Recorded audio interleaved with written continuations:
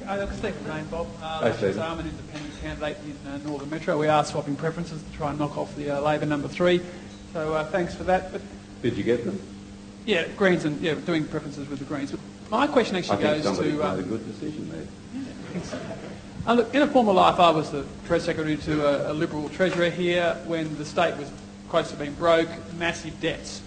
And we're potentially about to have a change of government, and debt in Victoria is rising at $4 billion a year. In the next 12 months, it will go past the peak of the Kerner government. A lot of people look at the Greens and like your social agenda, but to say financial management, it's not there. Does it worry you that debt is projected to rise by $4 billion a year and is projected in the forward estimates to hit $39 billion by 2014? And in a minority government, would you actually focus on that and try to stop the massive escalation of public debt in Victoria? Yes, well, it's a very good question, and one of the reasons why I would immediately review the Southern Nation plan. It may be that it's past the point of no return, but what a millstone. I think debt always needs to be reviewed. One of the things that you can do once you become elected into Parliament is request, and should always get, a proper briefing from people so that you open, from the Treasury, so that you open the door on what is happening with debt and debt projections. We're not averse to debt, but we like to see the books on the main in any economic cycle in balance. And we are very aware that the private sector is as good at running up debt as the public sector. So we're not a party that says public debt is anathema. If it's in the public interest, fine.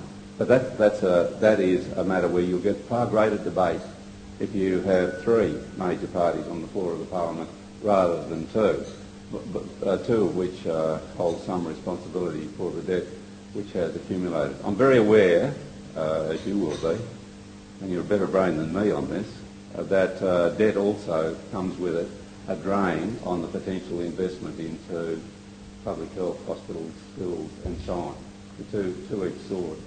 So I'm sorry I'm not giving you an exact answer there, but because I don't know, but I believe what you say, the exact Victorian circumstances, but you put the Greens in on the House of Parliament, you've got a much better chance of opening the books and getting a good debate on not just you've got a worse debt than ours, but how the economy should be handled with all the checks and balances. But you can't turn your back on, for example, the question of whether private enterprise has properly and adequately managed public transport in this state. Was that a good move?